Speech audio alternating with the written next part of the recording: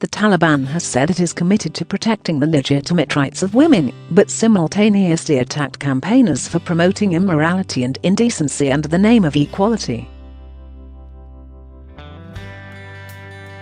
During talks with their Afghan opposition in Moscow this week, representatives of the insurgent group said they would ensure women's freedoms in a way that violated neither their legitimate rights nor their human dignity. But almost in the same breath, the Taliban's-led negotiator Shah Mohammad Abbas Tanexi criticized so-called women's rights activists who he said encouraged people to part with tradition and flouted Afghan values. Due to corruption, the expenses brought and spent under the title of women's rights have gone to the pockets of those who raise slogans of women's rights, he said.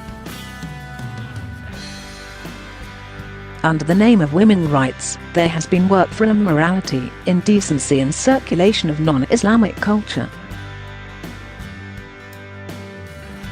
Dissemination of Western and non-Afghan and non-Islamic drama serials, paving the way for immoral crimes, and encouraging women for violating Afghan customs are other instances that have been imposed on Afghan society under the name of women's rights.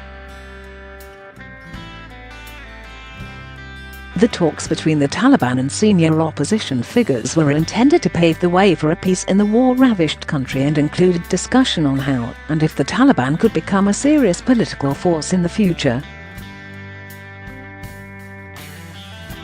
But there is serious concern that a deal would see a rollback of the fragile advancements in women's rights achieved over the past 2 decades. The Taliban ruled the country between 1996 and 2001 with an ultra-conservative interpretation of Islamic law that saw women were banned from working and girls from school. They were only permitted to leave the house if accompanied by a male guardian. Share this article. But Tanexi has said women should not worry if a settlement was reached that granted the Taliban more influence.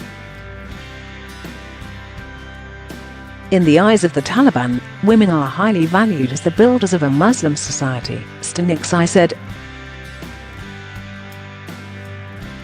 They would be granted rights in business and ownership, inheritance, education, work, choosing one's husband, security, health, and the right to a good life, he added. The 10-man delegation also demanded a new Afghan constitution that would see the end of the